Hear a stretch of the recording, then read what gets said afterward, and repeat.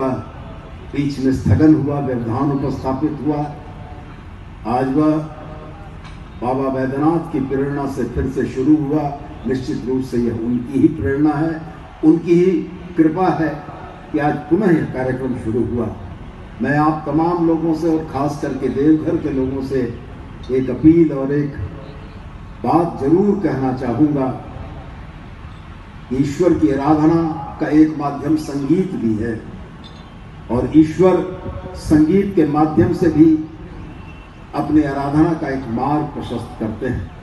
और आज इस मंच पर बाबा की नगरी पर संगीत के जो नगीने आएंगे, उन नगीनों को अपने गायन, अपने वादन, अपने कला की प्रस्तुति के एवज में पारितोषिक से ज़्यादा प्रशंसा की आवश्यकता होती है।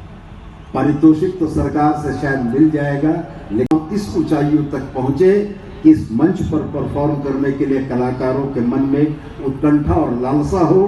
देश के कलाकार यह कहें कि बाबा बैजनाथ के महोत्सव में जाकर अपने कला के प्रदर्शन का अगर सौभाग्य मिलता है तो ये एक बड़ी बात होगी। और यह देवघर के लोग ही इस बात को पूरा कर सकते हैं, क्योंकि आपकी तालियां ही किसी भी कलाकार का सबसे बड़ा पारितोषिक है। माननीय मुख्यमंत्री हेमंत सोरेन ने सरकार को इतना संवेदनशील बनाया है कि जनता की तमाम भावना सुर झुकाने और नमन करने का मौका मिला। पहला मौका शिवरात्रि का था और दूसरा आज बाबा बैजनाथ के नाम पर इस राजकीय महोत्सव का है। बाबा की नगरी की महिमा बाबा की नगरी के निवासियों को बताना सूरज को दीपक के तौर पर दिखाने के तौर पर होगा। लेकिन एक बात के लिए मैं जरूर कहूंगा कि बाबा की कृपा इस नगरी पर इस बात के लिए भी खास रही है, ये ज्योतिर्लिंग भी और शक्तिपीठ भी है। ऐसा अभूतपूर्व संगम बहुत कम है और मैं ये मानता हूं कि बाबा की नगरी में रहने वाले लोग तो भाग्यशाली हैं ही। हम झारखंड के निवासी भी इस बात के लिए भाग्यशाली हैं कि बाबा ने झारखंड में अपने रहने का स्थान चुना और हमें गौरवान्वित किया कि हम यह कह सकें कि देवघर झारखंड में अवस्थित है। आज जिस कार्यक्रम की परिकल्पना बाबा की नगरी बाबा धाम में देवघर, जो विश्व प्रख्यात शहर है, बाबा की विशेष कृपा और अनुकंपा है। और वहाँ पधारे हुए हमारे मंत्री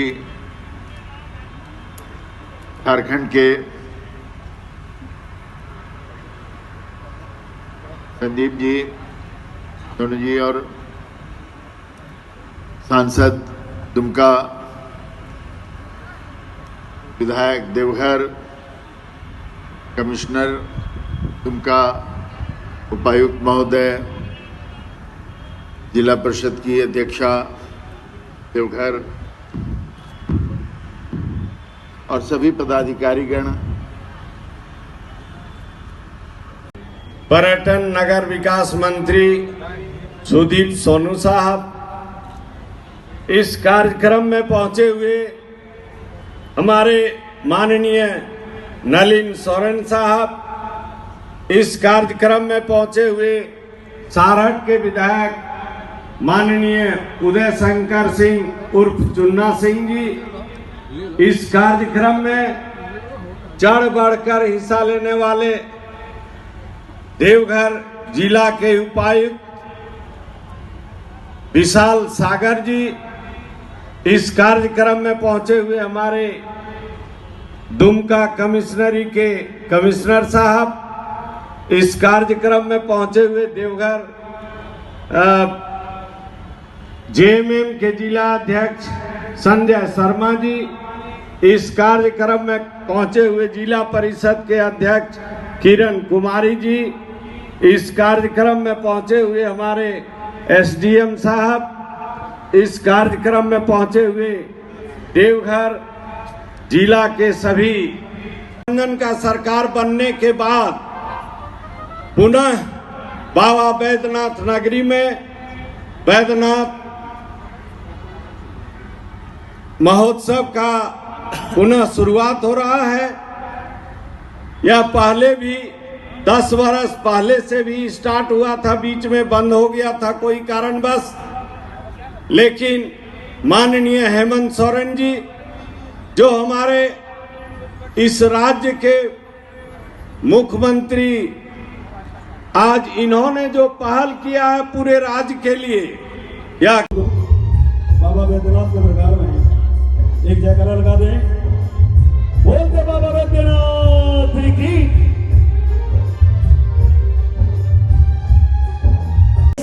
हर एक पल का खबर, हर एक पल, हर एक क्षण, और बहुत खूबसूरत सी ये जो शाम सजी है वो आपको आमंत्रण दे रही है।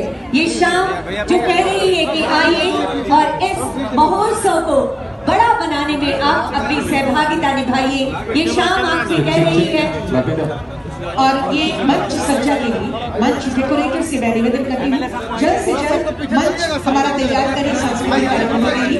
मंच डेकोरेटर प्लीज आ जाएंगे और जल्द से जल्द मंच को हमारे सांस्कृतिक कार्यक्रमों के लिए बिल्कुल तैयार कर लें।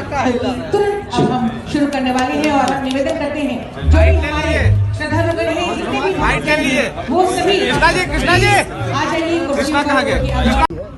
जनता की, देवघर की जनता की भावनाएं थी कि बैद्यनाथ महोत्सव तो पुनः आरंभ होना चाहिए था। सरकार ने जनता की भावना के अनुरूप इस कार्यक्रम को पुनः आरंभ किया है और पूरी व्यवस्था के साथ ये 3 दिवसीय कार्यक्रम चलेगा और आने वाले दिनों में और इसको बेहतर करेंगे।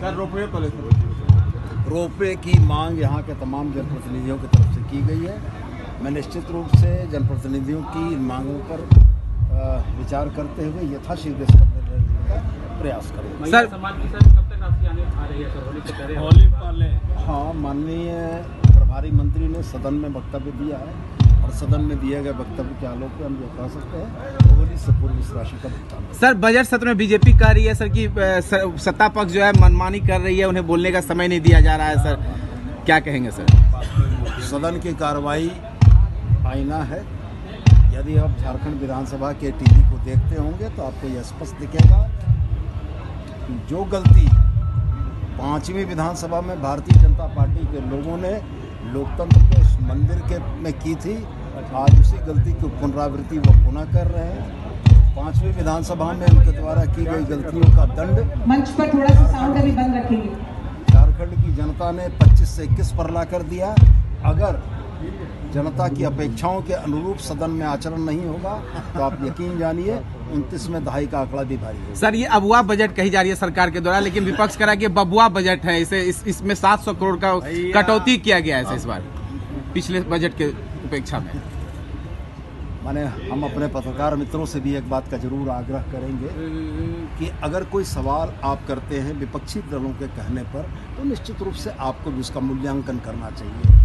1,28,000 करोड़ के बजट को बढ़कर 1,44,400 करोड़ के बजट को 700 करोड़ की कमी बताने वाले लोग कितनी तथ्यात्मक बातें आपके समक्ष कर रहे हैं, ये उनसे ही पूछा जाना चाहिए। और रह गया सवाल इस बात का कि ये हमारा आम बजट है, इसके बाद 3 अनुपूरक बजट है।